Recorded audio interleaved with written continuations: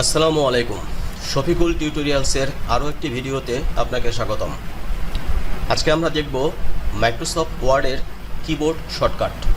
কিবোর্ডে মাইক্রোসফট ওয়ার্ডের যে শর্টকাটগুলো আছে সেগুলো সঠিকভাবে জানলে এমএস ওয়ার্ড চালানো আমাদের জন্য অনেক সহজ হয়ে যাবে। কিবোর্ডে মাইক্রোসফট ওয়ার্ডের Ctrl+A থেকে Z পর্যন্ত যে শর্টকাটগুলো আছে এই ভিডিওতে আমরা সেই শর্টকাটগুলো জানব।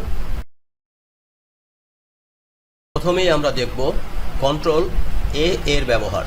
কিবোর্ড থেকে যদি আমরা Ctrl+A চাপ দিই তাহলে সমস্ত লেখা একবারে সিলেক্ট হয়ে যাবে। Ctrl+A কিবোর্ড থেকে প্রেস করি, কন্ট্রোল চেপে ধরে A, তাহলে দেখতে পাচ্ছেন পুরো টেক্সট একবারে সিলেক্ট হয়ে গেছে। এটা হলো Ctrl+A এর ব্যবহার। এরপর আমরা দেখব Ctrl+B। Ctrl+B প্রেস করলে টেক্সট বোল্ড হয়ে যায়। যেমন আমি এই লেখাটি যদি সিলেক্ট করে কিবোর্ড থেকে কন্ট্রোল চেপে ধরে B প্রেস করি, দেখুন লেখাটি কিন্তু গাঢ় হয়ে গেছে, মানে বোল্ড হয়ে গেছে। এটাই হলো Ctrl+B এই শর্টকাটটির ব্যবহার। এরপরের শর্টকাটটি হলো Ctrl+C। Ctrl+C দিয়ে কোনো কিছুকে কপি করা হয়। যেমন এই ফাইলের এই লাইনটা আমি কপি করে অন্য জায়গায় যদি পেস্ট করতে চাই তাহলে এই লেখাটি প্রথমে আমাকে সিলেক্ট করে যদি আমি কিবোর্ড থেকে কন্ট্রোল চেপে ধরে C প্রেস করি তাহলে এই লেখাটি কপি হয়ে গেল। উদাহরণ হিসাবে যদি আমি দেখাই, এই লেখাটি যদি আমি আবার এই উপরে যদি Ctrl+V প্রেস করি তাহলে কিন্তু পেস্ট হয়ে যাচ্ছে। অর্থাৎ Ctrl+C দিয়ে সিলেক্টেড কোনো টেক্সটকে কপি করে অন্য জায়গায় পেস্ট করা যায়। এরপরে দেখব Ctrl+D এর ব্যবহার। কিবোর্ডে Ctrl+D প্রেস করলে ফন্ট পরিবর্তনের ডায়লগ বক্স প্রদর্শন করে। আমরা যদি কিবোর্ড থেকে কন্ট্রোল চেপে ধরে D প্রেস করি তাহলে দেখুন ফন্ট পরিবর্তনের ডায়লগ বক্স কিন্তু আমাদের সামনে চলে আসছে।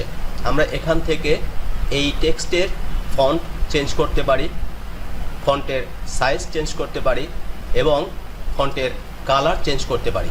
এখান থেকে আমরা এই পুরো টেক্সট ফাইলকে ফরম্যাটিং করতে পারি। এই হলো Ctrl+D এই শর্টকাটটির ব্যবহার।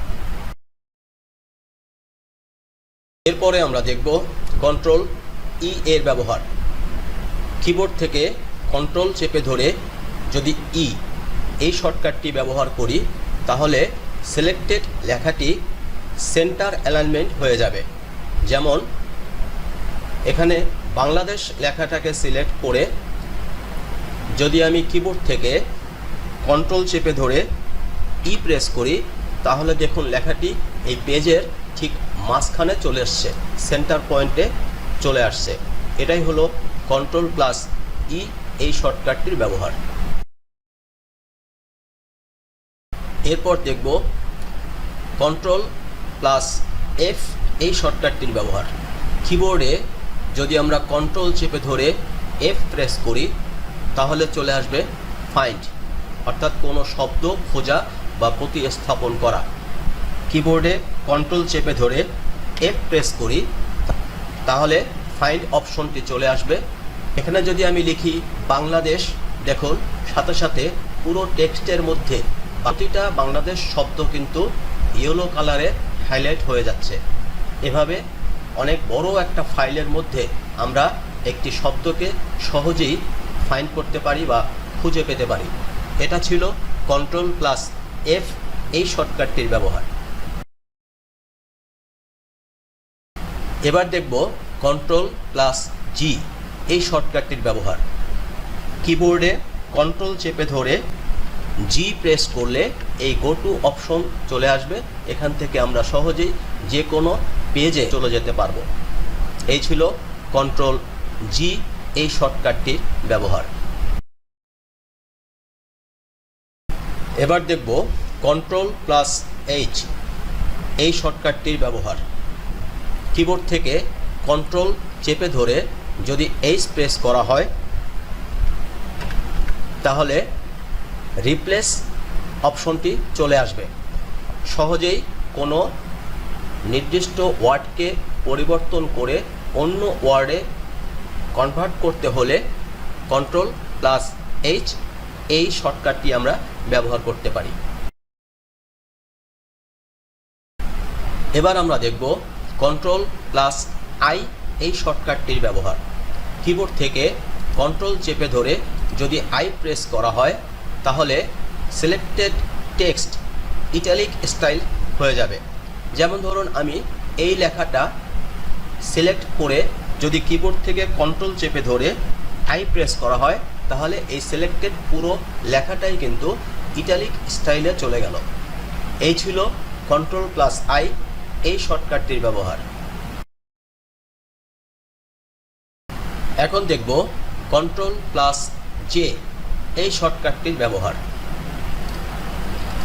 কিবোর্ড থেকে কন্ট্রোল চেপে ধরে জে প্রেস করলে টেক্সট জাস্টিফাইড অ্যালাইনমেন্ট করা হয়। যেমন ধরুন আমি এই লেখাটাকে সিলেক্ট করে কিবোর্ড থেকে যদি কন্ট্রোল জে প্রেস করি তাহলে লেখাটা দুপাশেই সমান হয়ে যাবে, এপাশেও সমান হয়ে যাবে এবং এপাশেও কিন্তু লেখাটা সমান হয়ে গেল। এই হলো Ctrl+J এর ব্যবহার। এই ছিল আজকের ভিডিও। কিবোর্ডে মাইক্রোসফট ওয়ার্ডের Ctrl+A থেকে জেড পর্যন্ত শর্টকাটগুলোর ব্যবহার। এটি 3টি পর্বে প্রচারিত হবে। আজ ছিল প্রথম পর্ব। ভিডিওটি যদি ভালো লাগে অবশ্যই একটি লাইক করবেন। পরবর্তী পর্বগুলো দেখতে চান তাহলে প্লিজ চ্যানেলটিকে সাবস্ক্রাইব করে রাখুন। ধন্যবাদ যারা ধৈর্য ধরে এতক্ষণ সম্পূর্ণ ভিডিওটি দেখেছেন তাদের সবাইকে।